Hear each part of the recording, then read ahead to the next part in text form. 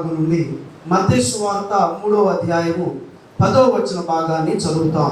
ఇప్పుడే గొడ్డలి చెట్ల వేరున ఉంచబడి ఉన్నది కనుక మంచి ఫలము ఫలింపని ప్రతి చెట్టును నరకబడి అగ్నిలో వేయబడును.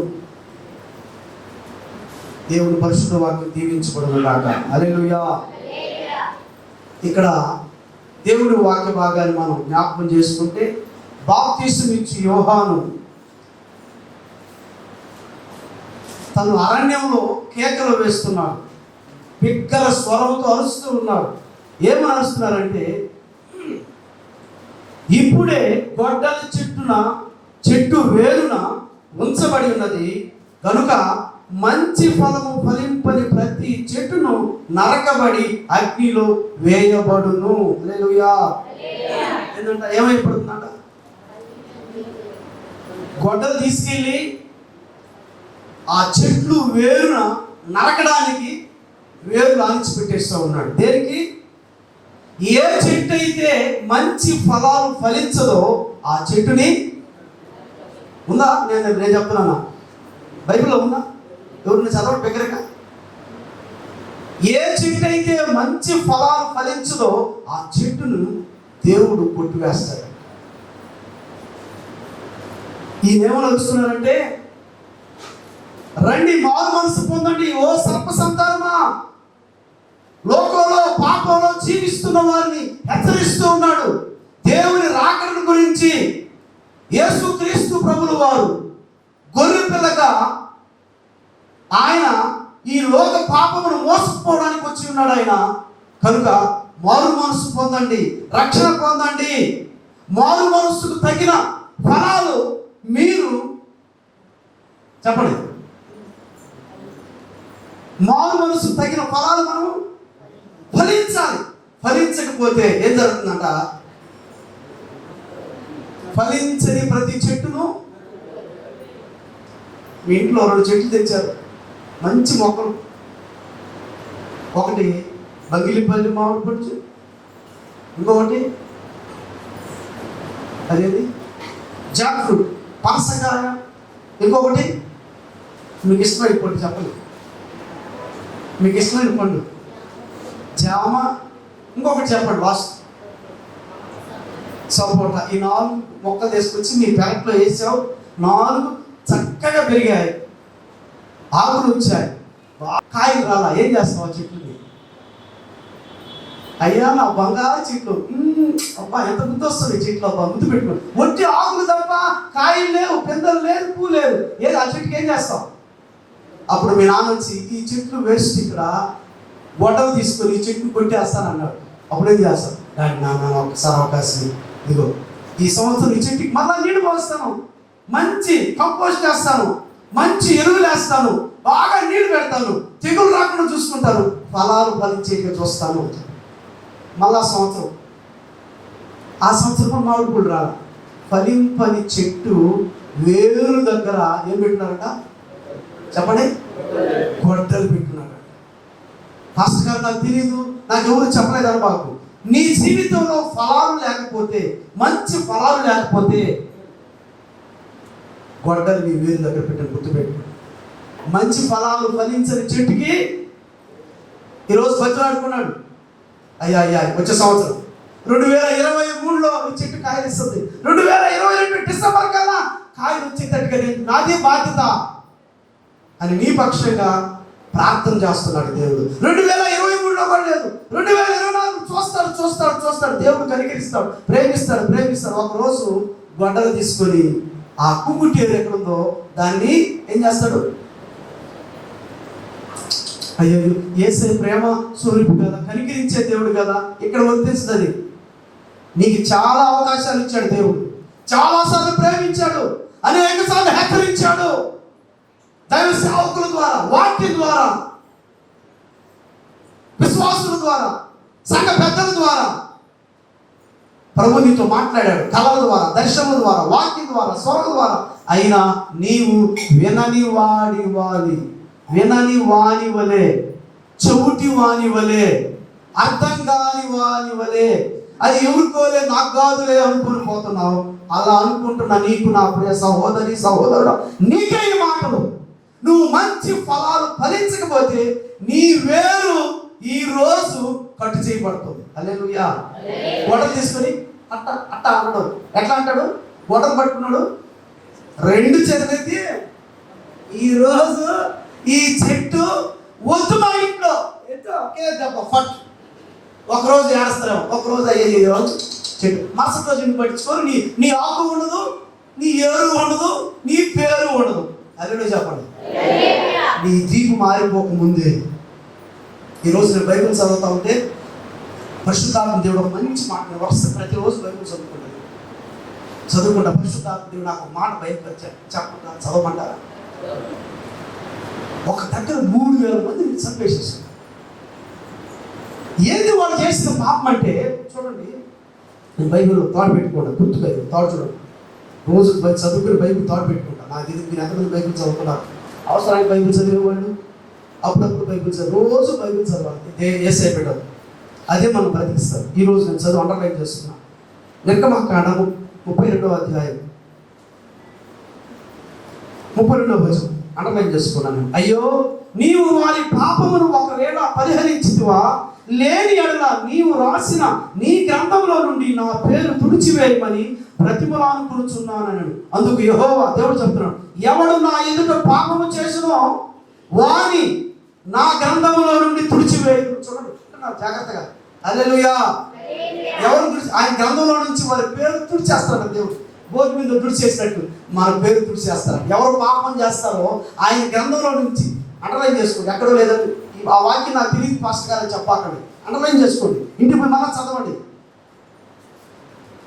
ఎవరు పాపం చేస్తారో పై వచనాలు చదివితే ఇశ్రాయేలు ప్రజలందరూ అహరోను మాట విని వాళ్ళ ముక్కులు చెవులకి వాళ్ళకున్న బంగారు మొత్తం వేసి ఒక బంగారు తోడను తయారు చేసుకుని ఈయనే మా దేవుడు అని బంగారు పోత విగ్రహాలకి మొక్కిన పాపము దేవుని గ్రంథంలో నుంచి వారి పేరు తీసేస్తాము. చూడండి, ఏదేదో పాపం అనుకోబాకండి. బంగారు విగ్రహము దూడకి ముక్కినట, వీళ్ళు బంగారు ముక్కులు చెవులకి చేతులుకున్న ఇవన్నీ వేసి దూడను తయారు చేసి ఈరోజు చాలా బొమ్మలు తయారు చేస్తున్నారు. యేసుక్రీస్తు ప్రభు బొమ్మ, యేసుక్రీస్తు ప్రభు శిలువ, బాలయేసు బొమ్మ, మరియమ్మ బొమ్మ, చెక్క బొమ్మ, బంగారు బొమ్మ, ఇంటి బొమ్మ, అన్ని కాదు క్రైస్తవులు కూడా తయారు చేస్తున్నారు. వీళ్ళు బంగారు దూడను తయారు చేసుకొని మొక్కిన పాపన 3,000 మంది చనిపోయారు. దేవుని కోపం ఇక్కడ అంటున్నాడు. చూడు, ఎందుకు అయ్యో నీవు వారి పాపమును ఒకవేళ పరిహరించితివా, లేని ఎడల నీవు రాసిన నీ గ్రంథములో నుండి నా పేరు తుడిచివేయమని బ్రతిమాలుకొనుచున్నాను. అందుకు దేవుడు మాట్లాడుతున్నాడు, యెహోవా ఎవడు నా ఎదుట పాపము చేసినో. చూడండి, ఎవరన్నా చదవండి ఆ మాట. నిజం బైబిల్ చదివాడు ఎవరు లేదు. ఎవడు నా ఎదుట పాపము చేసినో వాని నా గ్రంథములో నుండి తుడిచివేయుదును. హల్లెలూయా, హల్లెలూయా, హల్లెలూయా. నువ్వు పాపాలు చేస్తా పోతా ఉంటే యేసయ్య క్షమిస్తాడులే. మంచి దేవుడు, ప్రేమ కలిగిన దేవుడు, క్షమించే దేవుడు. కొబ్బరి నూనె ప్రార్థన చేసుకుంటే సరిపోద్ది, ఎంత జబ్బు అయినా పోద్ది, ఏదైనా జరగద్ది అనుకున్నావు అంటే దేవుడు నీ పేరుని గ్రంథంలో నుంచి తుడిచేస్తాడు. అప్పుడు నీ డబ్బు, నీ పొలము, నీ బంగారు నెత్తి వేసి కొట్టుకోవాల్సిందే. నెత్తి నోరు కొట్టుకున్నా పనికిరాదు. హల్లెలూయా. అర్థమవుతుందా? అందుకే ప్రభువా నా పేరు నీ జీవ గ్రంథంలో ఉంది. ప్రభువా నీతిమంతుల పట్టిలో ఉంచయ్యా. అయ్యా రక్షణ పొందిన వారి పట్టిలో ఉంచయ్యా. రక్షణ మారు మనసు పొంది బాప్తిసం తీసుకుని క్రమముగా దేవుని వాక్యానికి లోబడి నీకు ఇష్ట ప్రకారంగా జీవించే ఆ పట్టిలో ఆ గ్రంథంలో నా పేరు ఉంచు ప్రభువా. హల్లెలూయా చెప్పమా. హల్లెలూయా చెప్పండి. ఎవరంటే మనసమ్మా, ప్రతి సహోదరును తంత్రగుట్టియు తన పొరుగు వాని కొంప.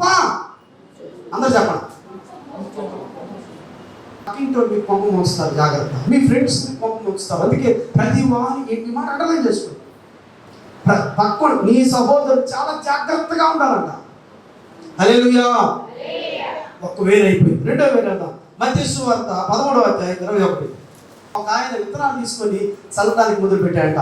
కొన్ని విత్తనాలు మంచి నేల పడ్డాయంట, కొన్ని విత్తనాలు రాతి నేల పడ్డాయంట, కొన్ని విత్తనాలు దారిని పడ్డాయంట, కొన్ని విత్తనాలు ముళ్ళకంపలో పడ్డాయంట. దారిని పడిన విత్తనాలు పాఠశాల తొక్కేశారంట, కొన్ని విత్తనాలు మంచి నేల పడి కొన్ని పక్షులు తినేసాయంట. ముళ్ళకంపలో పడి విత్తనాలు పైకి వచ్చాయంట, కానీ పైన ముళ్ళ చెట్లు ఉండటం వల్ల పైకి ఎదగనీయకుండా అన్ని చేశాయంట. కొన్ని విత్తనాలు రాతి నేలలో పడ్డాయి, కిందకి పోయేదాన్ని వేరు లేదు. 2 రోజులు బలి వేసాయంట. సర చెట్టు బలి వచ్చింది. చెట్ట అక్క బలి ఉందా, అక్క ఈ బలి బాట పడుతుందా, బలి వాక్యం చదువుతుందా, లోపల ఏం లేదు, కింద జ్యోతి ఏం లేదు, ఏమి లేదు అంత చెప్పండి. లోపల ఏం లేదు అంత చెప్పండి. చెప్పండి. లోపల వేరు లేదు, ప్రార్థన లేదు, వాక్యం లేదు, బైబిల్ లేదు, భక్తి లేదు. నువ్వు ఇంట్లో ఉన్నా, బడిలో ఉన్నా, కాలేజీలో ఉన్నా, 10 మందిలో ఉన్నా, ఒంటరిగా ఉన్నా, దేవుడు నిన్ను చూస్తున్నాడని గుర్తుపెట్టుకో. హల్లెలూయా. దేవుడు నిన్ను చూస్తున్నాడని గుర్తుపెట్టుకో. హల్లెలూయా. ఎవరికి వేరు లేదంటే చూడండి, ఎవరికి లేదంట, ఆ స్థలం మారాలి, ఇల్లు మారండి. అక్కడ వేరు లేదు, అభివృద్ధి లేదు, ఆ ఇంట్లో మీకు ఆశీర్వాదం లేదు.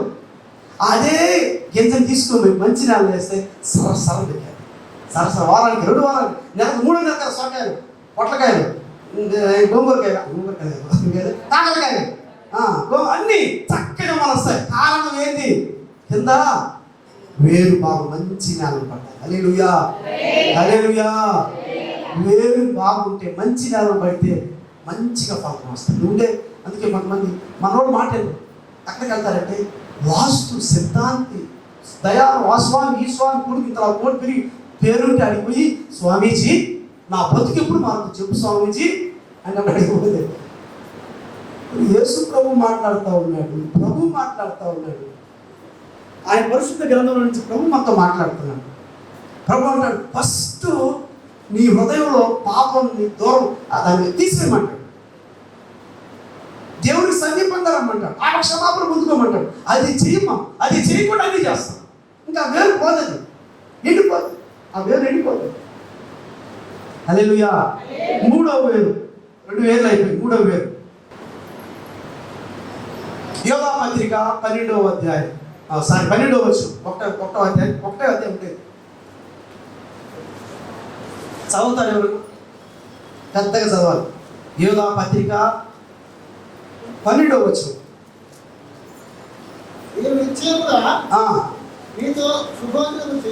వీళ్ళు నిశ్చయముగా మాతో కలిసి భోజనం చేస్తూ ఉంటారంట. మంచోడు మాదిరిగానే ఉంటారంట. వీళ్ళు మొదలు మిగతానే ఉంటారు. బాగా అటు చూస్తా ఇటు చూస్తా గట్టకని పెడుతుంటారు. తమ్మును తాము నిర్భయముగా పోషించుకొనుచు ఏ విధులలో? ప్రేమ విధులలో దొంగ మెట్టలుగా ఉన్నారు. చూడండి, వీరు గాలి చేత ఇటు అనుకు కొట్టుకుని పోవు, చాలు నిర్జల మేఘముగాను కాయలు రాగి ఫలములు లేక, ఒకసారి కాదంట 2 మార్లు చచ్చి వేర్లతో పెళ్లింపబడిన చెట్లు గాను అవమానము. చాలు ఇలా వీళ్ళు మీ జాతికి వీళ్ళు ఎలా ఉన్నారంటే 2 మార్లు చచ్చి కాయలు ఫలాలు రాలిపోయి మళ్ళా ఫలింపు లేక 2 సార్లు చచ్చి ఆ చెట్టు వేరుతోనే పెళ్ళగింపబడిందంట. ఓ చెట్ట, నీకు ఇంకా బుద్ధి లేదా అన్న ఈ మాట అందరూ. ఇంకా బుద్ధి తెచ్చుకోవడం. ఇప్పుడు 2 సార్లు చచ్చిందంట చెట్టు. ఎన్నిసార్లు? 2 సార్లు. ఆ చెట్టు ఎన్నిసార్లు తెచ్చిందంట? ఆ చెట్టు అంటే ఎవరు అనుకో, అక్కడ ఆ చెట్లు ఏం కాదు, నువ్వే మనం. ఆ చెట్టు అంటే మనం. ఈ చెట్టు 2 సార్లు తెచ్చింది, ఫలాలు రాలిపోయాయి, మళ్ళా ఫలాలు లేవు, వేర్లతో కూడా పెళ్ళగింపబడిపోయింది. వీళ్ళు ఇట్లా ఉంటారంట. ఎవరు? భక్తిహీనులు. నిర్జల మేఘంగా ఉంటారంట. ఎలా ఉంటారు? అందరూ చెప్పండి. నిచ్చెన కాదు, నిచ్చెన. చూస్తా ఉన్నాం ఇప్పుడు ఎండాకాలం నల్లటి వర్షం వచ్చేస్తాం అనుకుంటాం, నల్ల ముప్పు వచ్చేస్తాం. చూస్తే అది మేఘాలు అయిపోయి వర్షం వస్తుంది అనుకున్నాం మేము. ఇప్పుడు నెల్లూరులో తడిసిపోతాం, రాలేదు. అది డూప్లికేట్ మేఘాలు. చెప్పండి, దాని బైబిల్ ఏమన్నారండి? నిర్జల మేఘాలు. చూసేదానికి నల్లగా ఉంటాయి, వర్షం పడిపోద్ది అనుకుంటాం, కానీ రాదు. కొంతమంది బాగుంటారు, మంచి ప్రార్థనా పరులు, మంచోళ్ళు, గొప్పోళ్ళు, విశ్వాసం ఏమి లేదు అక్కడ. ఆ మేఘాలు మాదిరిగా ఉంటారు. ఏ మేఘాలు? గట్టి చెప్పండి. నిర్జల మేఘాలు. వీళ్ళంట ప్రేమ విందుల్లో పాల్గొంటారు, బాగా భోంచేస్తారు, బాగా మెలుగుతారు. వీళ్ళంట ఒకసారి కాయలు రాలిపోయి ఫలాలు లేని 2 సార్లు చచ్చి వేళ్లతో కూడా వెంకలింపబడినటువంటి మా ఆ స్థితిలో ఉన్నాం. ఇంకొక చెట్టు, ఇంకొక వేది, అలా ఉన్నావేమో. 2 సార్లు వచ్చింది, ఇప్పుడు 2 సార్లు అపాయం కలిగింది. 3వసారి జాగ్రత్త పడతావా పడవా? హల్లెలూయా చెప్పండి. ప్రభు మీతో ఒకరితో మాట్లాడుతున్నాడు. 2 సార్లు ప్రాణాపాయం నుంచి తప్పించాడు ప్రభు. 3వసారి అన్నా నీ బ్రతుకు మార్చుకుంటావా మార్చుకోవా? ప్రభు అయితే నీతో మాట్లాడుతున్నాడు. నువ్వు మారు మనసు పొందాలని, నువ్వు రక్షణ పొందాలని, దేవుడు రాజ్యంలో ఉండాలని, నువ్వు సంతోషంగా ఉండాలని ప్రభు నీ హెచ్చరిస్తున్నాడు. ఓ వేరు ఫలాలు లేకుండా 2 సార్లు చచ్చి మళ్ళా ఫలాలు లేకుండా ఉన్నటువంటి చెట్టు నీతో మాట. నిర్జల మేఘంగా ఉన్నారంట, భక్తిహీనులుగా ఉన్నారు, వేరు లేకుండా ఉన్నారు, విశ్వాసం లేకున్నారు, భయం లేకుండా ఉన్నారు. వారితో మాట్లాడుతున్నాడు. ఎలాంటి చెట్టుగా, ఎలాంటి వేరు కలిగి ఉన్నావా? మార్చుకుందాం. ఇంకొక వేరు, హెబ్రీ పత్రిక 12వ అధ్యాయం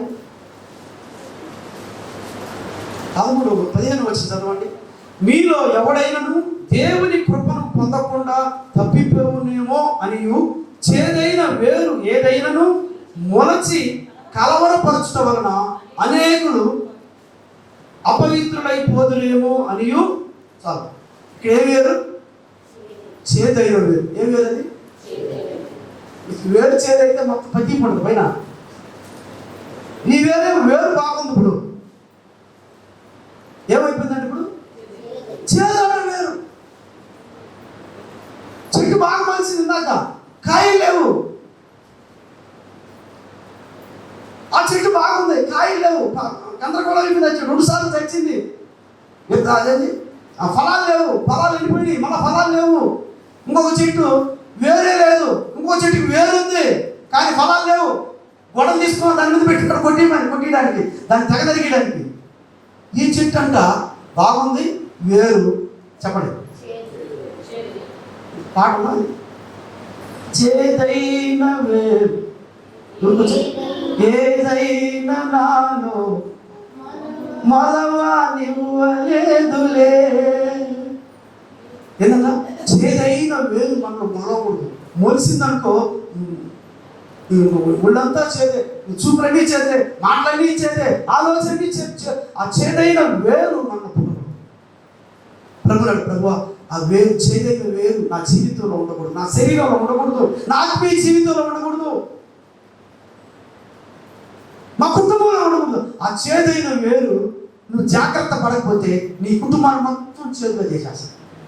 నువ్వేరే కూర చేసినా చేదే, పాయసం చేసినా చేదే, అన్నం వండినా చేదే, చీర కట్టుకున్నా చేదే, షర్ట్ ప్యాంట్ వేసుకున్నా చేదే. నువ్వేంటి? నీ పేరు చేయదు. అందరూ చెప్పండి. అసలు వాస్తవంగా చేదు లేదు. ఎలా వచ్చి ఈ వేరుల నుంచి పుట్టింది చేదు. ఆ వేరు అవును, ఆ చేదు అక్కడ తీసేసుకో. అది నీకు నాకు సాధ్యం కాదు. పరిశుద్ధుడైన యేసు ప్రభు దగ్గరకు వచ్చి, ప్రభువా నాలో వేరు ఉందయ్యా, ఆ వేరు చేదు పడిపోయిందయ్యా. చేదేది కొన్నిసారి చెప్పండి. ఒక జీవి ఉంది, ఆ జీవిలో పిచ్చు ఉండదు. మనలో ప్రతి జంతువులో పిచ్చు ఉంటుంది. పిచ్చు అంటే మొదటి క్వాలిఫికేషన్. నువ్వు పెళ్లి చేసుకో, మంచి భర్త కావాలి, మంచి భార్య కావాల్సి ఉంటే దేవుడితో మాట్లాడుతూ గుర్తుపెట్టు.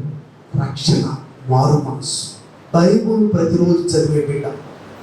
నువ్వు కానీ పెళ్లి చేసుకుంటే, అలాంటి భార్య, అలాంటి అమ్మాయిని పెళ్లి చేసుకున్నా, అలాంటి అబ్బాయిని పెళ్లి చేసుకుంటే నేను చెప్తున్నాను 100 సంవత్సరాలు మీరు సంతోషంగా జీవిస్తారు. రాకముందు సరే, ఇక్కడికి వచ్చిన తర్వాత, వాక్యం విన్న తర్వాత నిన్ను ఒక వ్యక్తి పొగిడి మంచి మాటలు చెప్పాడంటే నువ్వు డేంజర్లో ఉన్నావు గుర్తుపెట్టు బాబు. పొగిడారనుకో ఏమన్నా నువ్వు డేంజర్లో ఉన్నావు అంతే. అక్క వాళ్ళకి ఎంత డబ్బు ఉంది, ఎంత బంగారం ఉంది. నువ్వు అడగాల్సిన దేవుని బిడ్డ అయితే ఆ అబ్బాయి రక్షణ మారుమనసుందా, ప్రార్థన చేసుకొని ప్రభువా వీళ్ళకి మీరే కార్యం జరిగించండి అయ్యా, వాళ్ళ మనోవేదన విరిగించండి అయ్యా, ఆ డబ్బు బంగారు వాటి మీద వ్యామోహం తీసివేసి నిజమైనటువంటి రక్షణ మారు మనసు పొందినటువంటి బిడ్డలు. నాకు చాలా మంది చెప్తా ఉన్నారు, ఇన్ని ఎకరాల పొలం ఉండాలనుకోబాకండి, ఇంత ఉద్యోగం ఉండాలనుకోబాకు, ప్రభు నీ చిత్తపరిచింది మా ముందుకు తీసుకురండి. ఎవరి మాటలు చేత మేము మోసగించబడకూడదు. నా కొడుకు జీవితం అన్యాయం పోకూడదు, నా కూతురు జీవితం అన్యాయం పోకూడదు. చేదైన వేరు, చేదైన ఆ దరిద్రుడు మా ఇంటికి అడుగు రాకూడదు. చేదైన ఆ మహాతల్లి నుంచి అడుగు మా ఇంట్లో పెట్టకూడదు. హల్లెలూయా. అలా రక్షణ మారు మనసు పొందిన వాడు, దేవుని భయభక్తులు కలిగిన వాడు, నేను చెప్తున్నాను, నేను రాసిస్తాను. ప్రతిరోజు బైబిల్ చదివేవాడు, రక్షణ పొంది మారు మనసు పొంది బాప్తిసం పొంది సంఘ క్రమానికి లోబడి వెళ్ళి దేవుని యొక్క భయభక్తులు కలిగిన కుటుంబం ఆ బిడ్డ, ఆ ఇంట్లో ఆ బిడ్డ కట్టు బట్టలతో నువ్వు పెళ్లి చేసుకుంటా. దేవుడు నేను 100 సంవత్సరాలు సంతోషంగా, నీ కొడుకు సంతోషంగా ఉంటాడు, నీ కూతురు సంతోషంగా ఉంటాడు. హల్లెలూయా. లాస్ట్ మాట ఇది, చేదైన వేరు చెప్పండి. నా ఆత్మీయ జీవితంలో, నా కుటుంబ జీవితంలో ఉండకూడదు. దేవుడు నీ పట్ల సిద్ధపరిచేది కంటికి కనపడం, చెవికి వినపడం, మనుష్య హృదయానికి గోచరం అటువంటి కార్యాలు దేవుడు జరిపిస్తాడు. ఫస్ట్ మనం ఉండాల్సిందంటే మన ఇంట్లో మన గృహం చేదైన వేరు ఉందంటే భార్యాభర్తలు కూడా ఉండలేదు. హల్లెలూయా. మీ ఇంట్లో నీకు నీ భర్తకు లేక నీకు నీ భార్యకు సమస్య వస్తుందంటే చేదైన వేరు ఏదో ఒకటి ఉంది. దాన్ని తీసుకోకపోతే ఒకరోజు నువ్వు ఎక్కడికి వెళ్ళిపోవాల్సి వస్తుంది, లేదా నీ భర్త ఎక్కడికి వెళ్ళిపోతాడు. నువ్వు త్వరపడి ప్రభు నా కుటుంబంలో లేదా మా యొక్క కుటుంబ జీవితంలో భార్యాభర్తల మధ్య ఈ చేదైన వేరు తీసివేయి ప్రభు, నా ఆత్మీయ జీవితంలో ఈ చేదైన వేరు తీసివేయి ప్రభు, నేను తీసివేసుకోలేకపోతాను ఈ బలహీనతలు అని ప్రభు నువ్వు అడిగితే, ప్రభు మీద ఆధారపడితే ప్రభుని దాన్ని తీసివేస్తావు సునాయాసంగా. కొంతమందికి ఇష్టం ఉండదు, చర్చికి వెళ్తూ ఉంటారు, ఆమె చేదైన వేరు ఎక్కడ ఉండదు. ఏదో చేదైన వేరు సినిమా పాట అంటాడు, నువ్వు చేదైన వేరు తీసేసుకో. మందిరం బయటకు వెళ్ళగానే ఆ సినిమా పాట డిలీట్ చేసేస్తే చేదైన వేరు అంతటితో పాటు సచ్చిన కూడా లేకుంటే పోదా వేరు, పాపం వేరు బయటే ప్రభా యేసు నామములో ప్రభా ఆ తలంపు నా మనసులోకి రాకూడదు ప్రభా. హల్లెలూయా. ఆ చెడ్డ అక్రమ సంపాదన నా ఇంట్లో రాకూడదు ప్రభా, నా బిడ్డల గుర్తు ప్రభా, నా చేతులు కష్టార్జితం రావాలి ప్రభా. ఆ చెడ్డ తలంపు అంతటితో వెళ్ళిపోతాం. హల్లెలూయా. హల్లెలూయా. అప్పుడు మీ ఆయన రోజుకి 5,000 సంపాదించిన, ఈ రోజుకి 500 సంపాదించిన, నువ్వు సంతోషంగా ఉంటావు. హల్లెలూయా. 5,000 సంపాదించి ఇష్ట ప్రకారం తాగి ఇంట్లో దోసేసి గందరగోళం చేసి భర్తను కొట్టి భార్యను కొట్టి నేను 5,000 సంపాదించానంటే ఆ గర్వపు మాటలు, ఆ గర్వపు డబ్బు మాకు వద్దు. నీ భర్త నీ సంతోషం 500 సార్, 100 రూపాయలు రైస్, 50 రూపాయలు కూర, ఒక 200 రూపాయలు దాచి పెట్టుకోవచ్చు సార్. హల్లెలూయా. వద్దు. ఈ రోజులో చాలా కుటుంబాలు గదిలో పెళ్ళిళ్ళు అయిపోయి పిల్లలు పుట్టినా కూడా భార్యాభర్తలు విడాకు తీసుకోవడానికి కారణం ఏంటంటే చేదైన వేరు ఏదో ఒకటి ఉండి నాశనం చేస్తారు. కుటుంబాలు కొట్టుకెళ్ళిపోతా ఉన్నారు. ఒకవేళ నా ప్రేమైన సహోదరుడా, ఈ వేరులో ఎలాంటి వేరు నీలో ఉందో నాకు తెలియదు, లేకపోతే అన్ని వేరు నీలోనే ఉన్నాయో నాకు తెలియదు. వాటిని విడిపించుకునే మార్గం ప్రభు పాదాల దగ్గరికి వచ్చే, ప్రభు నన్ను విడిపించయ్యా, నాకు సహాయం చేయ, నేను కష్టపడుతున్నా, నేను శ్రమ పడుతున్నా నా బిడ్డల కోసం, నా కుటుంబం కోసం, కానీ మా ఇంట్లో సమాధానం లేదు. ఏదో ఒక శోధన, ఏదో ఒక చేదైన వేరు మా ఇంట్లో నేను వేధిస్తాను. విశ్వాసంతో కళ్ళు తీసుకుని వారి శరీరంలో ఉన్నటువంటి ఆ చేదైన వేరు వారి జీవితంలో, వారి కుటుంబాన్ని, ఆత్మీయ జీవితాన్ని గడిపి చేస్తున్న వాటిని యేసు నామములో లయపరుస్తున్నాం, దూరపరుస్తున్నాం. వారి కుటుంబంలో సంతోషం, సమాధానం కలుగుతుంది. తండ్రి ఈ ప్రార్థనలో ఏకీభవించి విశ్వాసంతో వారి కుడి హస్తాన్ని వారి శరీరం మీద ఎక్కడ వ్యాధి ఉందో, ఎక్కడ బాధ ఉందో ఆ స్థలంలో ఉంచి ఉండగా అక్కడున్న వ్యాధిని, క్రిమిని, ఇన్ఫెక్షన్, గాయమును యేసుక్రీస్తు నామములో గద్దిస్తున్నాను. ఇప్పుడే వారి శరీరంలో నుంచి బయటికి వెళ్ళమని యేసు నామములో ఆజ్ఞాపిస్తున్నాను. నజరేయుడైన యేసుక్రీస్తు నామములో స్వస్థత, విడుదల కలుగునుగా. చేతబడి శక్తులు, సాతాను శక్తుల చేత పీడింపబడుతున్న కుటుంబాలు ఇప్పుడే నజరేయుడైన యేసుక్రీస్తు నామములో విడుదల ప్రకటిస్తూ ఉన్నాను. అప్పుల సమస్యతో, కుటుంబ సమస్యలతో, కోర్టుల సమస్యలతో అయినా కుటుంబాలు గలిబిలి అవుతున్న వారి నెమ్మది, సంతోషం, సమాధానం కలుగునుగా. అప్పుల బంధకం నుంచి యేసు నామములో విడుదల ప్రకటిస్తున్నాం. ఆయన ఆత్మహత్యలకు సిద్ధపడుతున్న కుటుంబాలు ఆ సాతాను దుష్ట తలంపుల నుంచి నజరేయుడైన యేసు నామములో విడుదల ప్రకటిస్తూ తండ్రి నీ బిడ్డను కనికరించండి. నీ వాక్కులతో నింపుతున్నాయా లక్షలు ఇవ్వలేనటువంటి రక్షణ ఆనందం మీ ప్రేమలను మీరు కలుగు చేయండి అయ్యా. మీకు వందనాలు, స్తోత్రాలు నాయన. ఈ ప్రార్థనలో ఎవరైతే ఏకీభవించున్నారో వారి బిడ్డల నిమిత్తం ప్రార్థన చేస్తున్నాం. వారి బిడ్డలకు మంచి భవిష్యత్తు యేసు నామములో అనుగ్రహిస్తూ ఉన్నాం. కుటుంబాలను దీవించండి అయ్యా. ఎగ్జామ్స్ కోసం సిద్ధపడుతున్న బిడ్డలను దీవించి ఆశీర్వదిస్తూ ఉన్నాం. మంచి ర్యాంకులు యేసు నామములో వారికి అనుగ్రహిస్తూ ఉన్నాం. మంచి భవిష్యత్తు యేసు నామములో వారికి అనుగ్రహిస్తూ ఉన్నాం. వివాహాల కోసం సిద్ధపడుతున్న బిడ్డలు కనికరించండి అయ్యా. మధ్యవర్తుల మాటలు విని మోసపోతున్న ప్రభువు యేసయ్యా నీ చిత్తాన్ని బయలుపరచండి నాయనా. రక్షణ, మారు మనస్సు, పాప క్షమాపణ పొంది, బాప్తిసం పొంది నీ యందు భయభక్తులు కలిగిన బిడ్డలను నీ ప్రియబిడ్డల జీవితంలోనికి జీవిత భాగస్వాములుగా మీరు తీసుకురమని వేడుకుంటున్నా. అద్భుతం జరిగించమని వేడుకుంటున్నా. ఆయన నీ బిడ్డలు చేస్తున్న చేతి పనులు, జాబ్స్, వ్యాపారములు, వారి పంట పొలము, వారికున్న ల్యాండ్ యేసు నామములో దీవిస్తూ ఉన్నా. ఆయన ఆత్మీయ విషయంలో దిగజారిపోయిన కుటుంబాలు ఆత్మీయంగా బలపరచండి, ఆర్థికంగా బలపరచండి. కుటుంబంలో సంతోష సమాధానాలు దయచేయండి. రాత్రి జాముల్లో నిద్ర లేకుండా ఒంటరిగా బాధపడుతున్న బిడ్డలు కనికరించండి. ఆ మానసిక రుగ్మతలు, సైతాను దుష్ట శక్తులను నజరేయుడైన యేసుక్రీస్తు నామములో విడుదల కలుగునుగా, విడుదల కలుగునుగా. దేవా మీకు వందనాలు, స్తోత్రాలు. నీ బిడ్డల ప్రభువా నీ వైపు చూస్తూ నీ మీద ఆధారపడిన కుటుంబాలు కనికరించండి. అద్భుతం ఈ 2022 సంవత్సరంలో జరుగునుగా. ఒక గొప్ప కార్యం వారి కుటుంబంలో జరుగునుగా. ఒక గొప్ప స్వస్థత వారి శరీరంలో జరుగునుగా. ఒక మెరకలు యేసు నామములో వారి కుటుంబంలో కలుగునుగా. కన్నీటితో కృతజ్ఞతాస్తుతులు చెల్లిస్తూ ఈ సాక్షిగా వారు నిలబెట్టుకుంటున్నందుకు స్తోత్రం. ఆయన గర్భఫలాల కోసం ఎదురు చూస్తున్న ప్రేమను కనికరించారు. డాక్టర్ వైపు తిరిగి ఇదిగో వేసారిపోయిన కుటుంబాన్ని కనికరించారు. గర్భద్వారములు యేసు నామములో తెరవబడునుగా. చక్కటి సంతానం యేసు నామములో కలుగునుగా. మీ సాక్షిగా నిలబెట్టుకున్న మహిమ పొందమని వేడుకుంటూ ఉన్నాం. ప్రియ తండ్రి మీకు వందనాలు, స్తోత్రాలు. ఈ దినం మీ వాక్కులతో నింపినందుకు, మాట్లాడినందుకు, మా ఆత్మీయ జీవితాలకు మీరు అందించిన ఆత్మీయ ఆహారం బట్టి స్తోత్రాలు చేస్తాం. మహిమ, ఘనత, ప్రభావం మీరు పొందుకోండి. యేసుక్రీస్తు ప్రభువు వారి శక్తి కలిగిన నామములో ప్రార్థించి వేడుకుంటున్నాము పరమ తండ్రి. ఆమేన్. తండ్రి అయిన దేవుని ప్రేమ, కుమారుడైన యేసుక్రీస్తు కృప, పరిశుద్ధాత్మ దేవుని నిత్య సహవాసం, సంతోష సమాధానం మనందరికీ తోడై నడిపించునుగాక. ఆమేన్. నా పేరు కృష్ణవేణి, మాది కావలి. మేము విగ్రహారాధికులము. నా భర్త పేరు వెంకయ్య. నేను 8 నెలల క్రితం పడ్డాను. పడ్డప్పటి నుండి నేను ఎంతమందో డాక్టర్ల దగ్గరికి వెళ్ళాను, ఎంతో మందులు వాడాను, కానీ నాకు స్వస్థత కలగలేదు. 8 నెలల నుండి మంచంలోనే ఉన్నాను. అన్నీ మంచంలోనే, తినేది కానీ చిల్లేసేది కానీ మొత్తం మంచంలోనే జరుగుతుంది. నేను ఎన్నో బాధలు పడ్డాను. నేను టీవీలో వరప్రసాద్ పాస్టర్ గారి ప్రార్థన చూశాను. చూసి పాస్టర్ గారికి ఫోన్ చేశాను.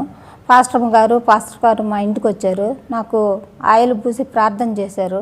ప్రార్థన చేసిన మరుసటి రోజు నుండే నేను లేచి తిరగగలుగుతున్నాను. దేవునికి మహిమ కలుగును గాక.